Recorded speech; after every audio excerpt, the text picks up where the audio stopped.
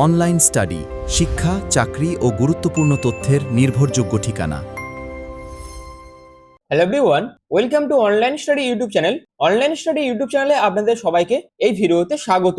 তো বিভিন্ন সংবাদ মাধ্যম এবং বিভিন্ন জায়গাতে বর্তমানে একটি বিষয় নিয়ে কিন্তু আলোচনা শুরু হয়েছে, যেখানে বিভিন্ন সংবাদ মাধ্যম থেকে শুরু করে বিভিন্ন সোশ্যাল মিডিয়া হ্যান্ডেল সব জায়গাতেই ভারত এবং মায়ানমারের মধ্যে ল্যান্ড সুইপ সংক্রান্ত একটি বিষয় নিয়ে কিন্তু আলোচনা করা হচ্ছে, যেখানে অনেকেই বলছে এটা হয়তো ভারতের নর্থ ইস্ট নিয়ে বড় একটা চাল, যেখানে ইন্ডিয়া মায়ানমার ল্যান্ড সুইপের আসল রহস্য কি, ভারত কি মায়ানমারের সঙ্গে নিজের জমি বিনিময় করতে চলেছে, এবং এইগুলো নিয়ে কিন্তু বিভিন্ন আলোচনা বিভিন্ন জায়গাতে কিন্তু শুরু হয়েছে। অর্থাৎ মণিপুরের চ্যান্ডেল ডিস্ট্রিক্ট, মায়ানমারের কাবা ভ্যালি, এই সীমান্ত অঞ্চলকে ঘিরেই এমনই একটি চাঞ্চল্যকর খবর কিন্তু সামনে আসছে, এবং বিভিন্ন জায়গাতে এই বিষয়টি নিয়ে কিন্তু আলোচনাও শুরু হয়েছে। অর্থাৎ এখন সবচেয়ে বড় প্রশ্ন হচ্ছে, ভারত কি মায়ানমারের সঙ্গে জমি বিনিময় করতে চলেছে, যেখানে অনেকেই বলছে ইন্ডিয়া হয়তো মায়ানমারকে তার নিজের জায়গা থেকে বেশ কিছুটা ল্যান্ড হস্তান্তর করবে, এবং যে খবরটা উঠে আসছে সেটা হচ্ছে ভারত এবং মায়ানমারের মধ্যে প্রায় 1.4 স্কয়ার মাইলস জমি কিন্তু হস্তান্তরিত হতে পারে। অর্থাৎ প্রশ্ন যেটা সেটা হচ্ছে, ভারত কি মায়ানমারের সঙ্গে জমি বিনিময় করতে চলেছে, এবং যেটি মনে করা হচ্ছে ইন্ডিয়া এবং মায়ানমারের মধ্যে প্রায় 1 স্কয়ার মাইলস অর্থাৎ 3.6 স্কয়ার কিলোমিটার ল্যান্ড কিন্তু হস্তান্তরিত হতে পারে। এবং এখানেই কিন্তু সব থেকে বড় প্রশ্নটা উঠছে যে কেন হঠাৎ করে ভারত এবং মায়ানমারের মধ্যে জমি বিনিময় করা হবে। অর্থাৎ এই সম্পূর্ণ বিষয়টার মধ্যে কি সত্যি ভারতের মধ্যে জমি ছেড়ে দেওয়ার মতন পরিকল্পনা রয়েছে, নাকি এর আসল উদ্দেশ্য হলো কয়েক দশক ধরে অসম্পূর্ণ থাকা বর্ডার ডিমার্কেশন শেষ করা, আর এর সঙ্গে কি জড়িয়ে আছে north east security, border fencing, China factor এবং ভারতের অ্যাক্ট ইস্ট পলিসিগুলো। তো আজকের এই ভিডিওর মাধ্যমে এই সম্পূর্ণ বিষয়গুলি আপনাদের কাছে আমি আলোচনা করব। তার জন্য ভিডিওটি কিন্তু খুবই গুরুত্বপূর্ণ এবং খুবই ইনফরমেটিভ। তো সম্পূর্ণ বিষয়টা কিন্তু থাকছে এই ভিডিওর মাধ্যমে। তো অবশ্যই আপনারা পুরো ভিডিওটি প্রথম থেকে শেষ পর্যন্ত কন্টিনিউ দেখুন। যদি দেখেন সেক্ষেত্রে এই সম্পূর্ণ টপিকটা আপনাদের কাছে কিন্তু ক্লিয়ার হয়ে যাবে। আর এরকম বিভিন্ন ইনফরমেটিভ ভিডিও পাওয়ার জন্য এখনই চ্যানেলটিকে সাবস্ক্রাইব করে পাশে থাকা বেল আইকনটি অল করে রেখে দিন, যাতে যে কোনো ধরনের ভিডিওর আপডেট আপনারা সবাইকার আগে পেয়ে যেতে পারেন তার জন্য। তো চলুন আমি মূল ভিডিওতে চলে যাচ্ছি।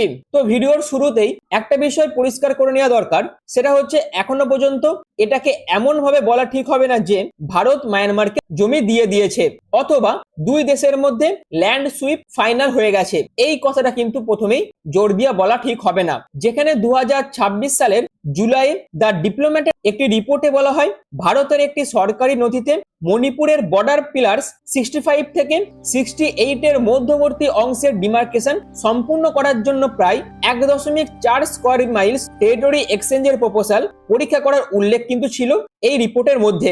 অর্থাৎ এই রিপোর্টটি ছিল একটি প্রস্তাব এবং তার পাশাপাশি বিবেচনাধীন একটি বিষয়। এটা কিন্তু চূড়ান্ত যুক্তি নয়, এটা কিন্তু প্রথমেই ক্লিয়ার করে রাখা দরকার।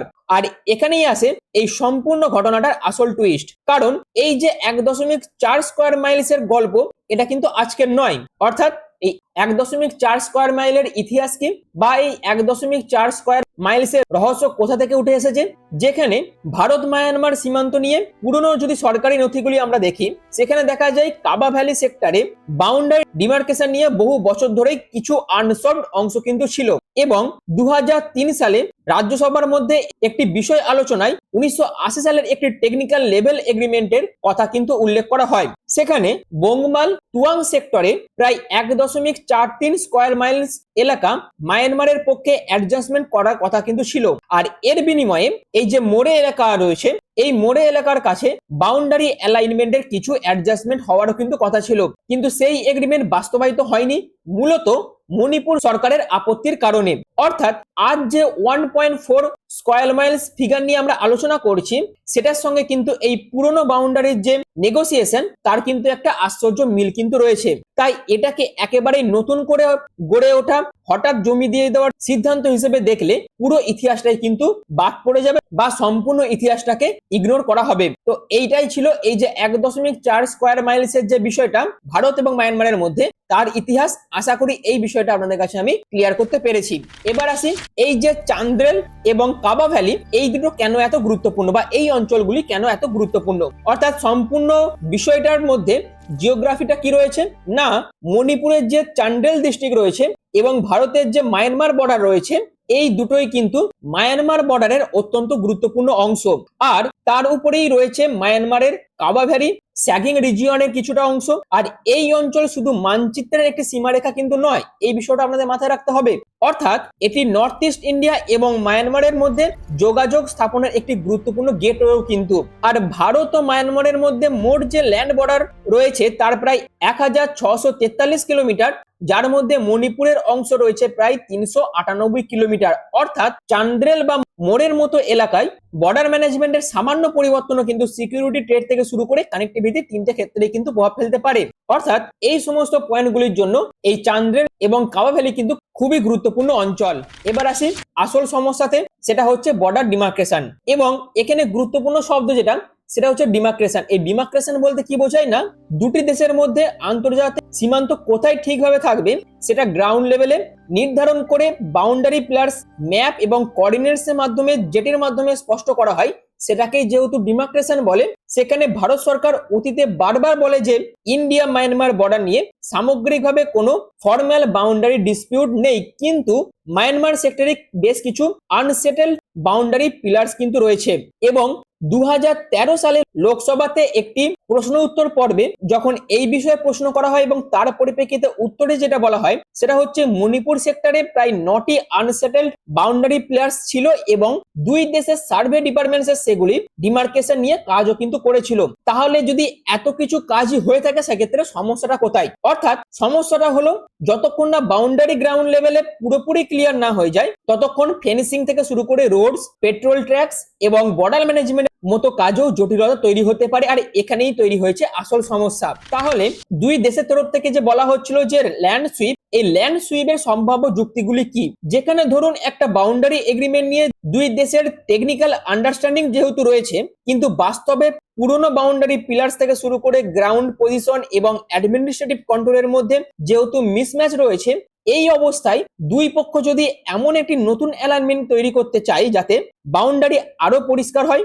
ডিসপিউট বা আনরিজলভড পকেট যেগুলো ছিল তার সংখ্যা কমে, নতুন বাউন্ডারি পিলার্স নতুন করে বসানো যায় এবং ভবিষ্যতে ফেন্সিং বা পেট্রোল ইনফ্রাস্ট্রাকচার তৈরি করা যাতে সহজ হয়। এবং এইগুলি করার ফলে ছোট পরিমাণ যে সমস্ত টেরিটরি অ্যাডজাস্টমেন্ট ছিল সেগুলো নিয়েও কিন্তু পরবর্তীকালে আলোচনা হতে পারে দুই দেশের মধ্যে। এবং 2026 সালের রিপোর্টে ঠিক এই ধরনের একটি প্রপোজালের কথাই কিন্তু বলা হয়েছে।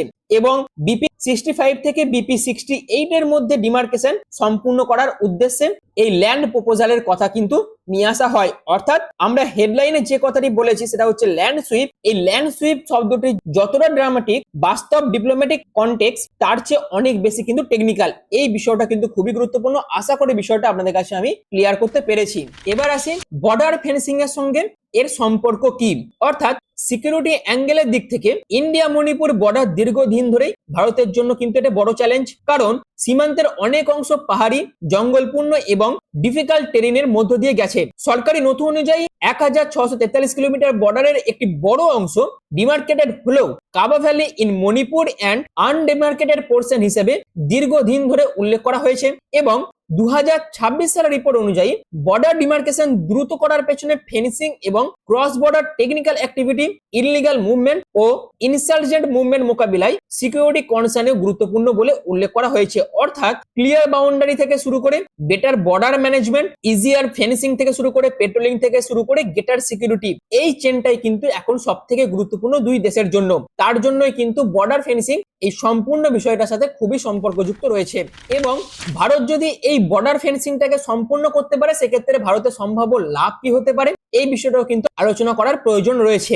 অর্থাৎ যদি টেরিটরি অ্যাডজাস্টমেন্ট শেষ পর্যন্ত দুই দেশ সম্মত হয়ে করে সেক্ষেত্রে ভারতের সম্ভাব্য লাভ কি হতে পারে, তার মধ্যে প্রথমত হচ্ছে ক্লিয়ার বাউন্ডারি, অর্থাৎ কোন জমি কোন দেশের সেটা নিয়ে গ্রাউন্ড লেভেল অ্যাম্বিগুইটি কমবে। দ্বিতীয়ত হচ্ছে বর্ডার ইনফ্রাস্ট্রাকচার, যেখানে বাউন্ডারি ক্লিয়ার হলে fencing, petrol road, surveillance infrastructure পরিকল্পনা করা তুলনামূলকভাবে সহজ হতে পারে। তৃতীয়ত হচ্ছে ইললিগাল ক্রসিং থেকে শুরু করে ট্রাফিকিং, আর্মস মুভমেন্ট বা ইনসার্জেন্ট মুভমেন্টের বিরুদ্ধে বর্ডার ম্যানেজমেন্ট শক্তিশালী করা সম্ভব হতে পারে। চতুর্থ কি না, ডিপ্লোম্যাটিক সার্টিনিটি, অর্থাৎ দীর্ঘদিনের আনসলভ বাউন্ডারির ইস্যু কমলে ইন্ডিয়া মায়ানমার বাইল্যাটারাল রিলেশনশিপের জন্য এটি ইতিবাচক হতে পারে। অর্থাৎ এই সমস্ত দিকগুলি হচ্ছে ভারতের জন্য সম্ভাব্য লাভের দিক। তো শুধুমাত্র লাভটাকেই তো আলোচনা করলে হবে না, এরপর যদি আমরা দেখে নিই বেশ কিছু ঝুঁকির দিক, অর্থাৎ ভারতের এক্ষেত্রে ক্ষতি বা ঝুঁকি কি রয়েছে, যেখানে এই বিষয়টি যেহেতু খুবই ভাবে রাজনৈতিকভাবে সেনসিটিভ,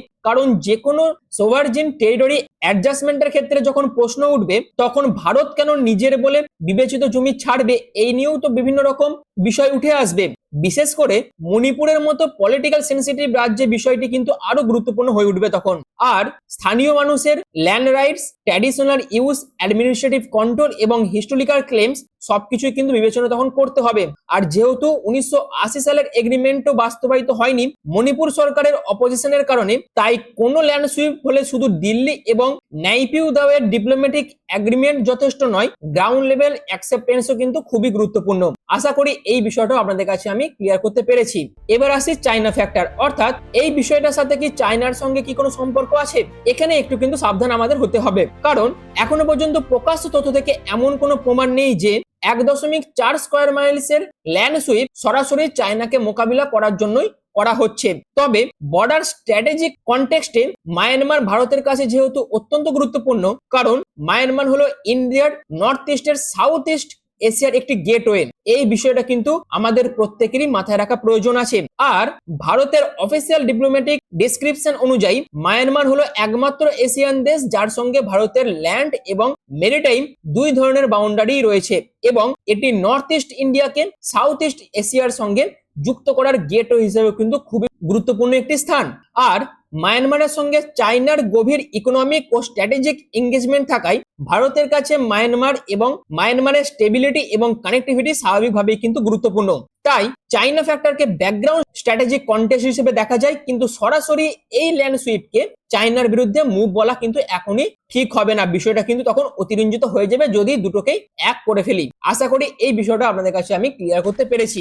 এবার আসি এই চাইনা ফ্যাক্টরের সাথে অ্যাক্ট ইস্ট পলিসির সঙ্গে সম্পর্ক কোথায় রয়েছে, অর্থাৎ ভারতের অ্যাক্ট ইস্ট পলিসির একটি বড় অংশ হলো এই নর্থ ইস্ট ইন্ডিয়া, এবং এই নর্থ ইস্ট ইন্ডিয়াকে সাউথ ইস্ট এশিয়ার সঙ্গে আরো ভালোভাবে কানেক্ট করা হয়েছে এই মায়ানমারের সাথে, কারণ ভারতের নর্থ ইস্টের ভৌগোলিক অবস্থান এমন যে মায়ানমারের মাধ্যমে সাউথ ইস্ট এশিয়ান মার্কেটস এবং কানেক্টিভিটি নেটওয়ার্কস এর দিকে যাওয়ার সুযোগ তৈরি হয়।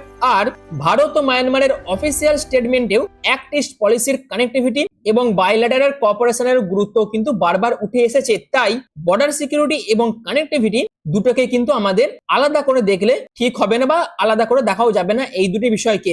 অর্থাৎ বিষয়টা কি না, security border, stable border region, better connectivity, এই তিনটে কিন্তু একে অপরের সঙ্গে সম্পর্কিত রয়েছে। এবার আসি ইন্ডিয়া মায়ানমার রিলেশনশিপ, অর্থাৎ দুই দেশের মধ্যে সম্পর্ক গুরুত্ব কি বর্তমানে আরো বাড়ছে, এই প্রশ্নের উত্তর কিন্তু অবশ্যই। অর্থাৎ 2026 সালের জুনে মায়ানমারের প্রেসিডেন্ট ভারতের অফিসিয়াল ভিজিট করেন। ভারত ও মায়ানমারের নেতৃত্বে bilateral cooperation, connectivity, trade, security এবং রিজিওনাল ইস্যু নিয়ে আলোচনা শুরু হয় বা আলোচনা করা হয়, এবং দুই দেশেই সম্পর্ক আরো শক্তিশালী করার ব্যাপারে জোর দেওয়া হয়। আর এর মানে হলো বর্ডার ইস্যুর সমাধান শুধু সিকিউরিটির জন্য নয়, বর্ডার বাইল্যাটারাল রিলেশনশিপেরও অংশ হিসেবে এটি কিন্তু খুবই গুরুত্বপূর্ণ।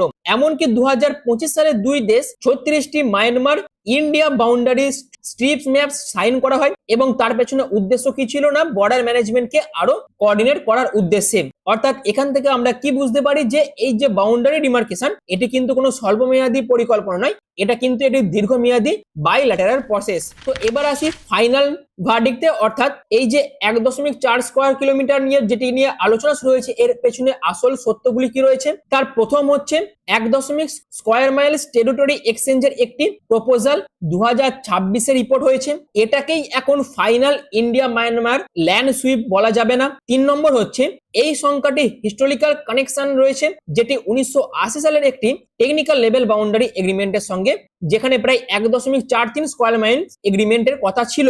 আর চতুর্থ হচ্ছে চান্দেল কাওয়াভারি সেক্টরে বাউন্ডারি ডিমার্কেশনের দীর্ঘদিনের ইস্যু। আর 5 নম্বর হচ্ছে ক্লিয়ার ডিমার্কেশন ভবিষ্যতে ফেন্সিং, পেট্রোলিং এবং বর্ডার সিকিউরিটি সহজ করতে পারে। আর 6 নম্বর হচ্ছে মায়ানমার ভারতের জন্য শুধু একটি প্রতিবেশী নয়, নর্থ ইস্ট কানেক্টিভিটি এবং অ্যাক্ট ইস্ট পলিসির একটি স্ট্র্যাটেজিক গেটওয়ে। তো এই প্রত্যেকটা কিন্তু একটার সাথে একটা রিলেট করে রয়েছে এই 1 স্কয়ার মাইলস টেরিটরি এক্সচেঞ্জের পেছনে। আশা করি এই বিষয়টা আপনাদের কাছে আমি ক্লিয়ার করতে পেরেছি। অর্থাৎ পুরো ঘটনাটা কি না, পুরো ঘটনাকে শুধু ভারত মায়ানমারকে জমি দিয়ে দিচ্ছে এই বিষয়টা এক লাইনের হেডলাইনে আটকে দিলে আসল বিষয়টা কিন্তু বোঝা যাবে না। যেটা আমি ভিডিও শুরুতেই বললাম, এখানে আসল গল্প হচ্ছে দুই দেশের মধ্যে দশকের পুরনো boundary alignment, unsolved pillars, boundary fencing, north east security এবং ইন্ডিয়া মায়ানমার স্ট্র্যাটেজিক রিলেশনশিপ সবকিছু একসঙ্গে এখানে কিন্তু জড়িয়ে রয়েছে।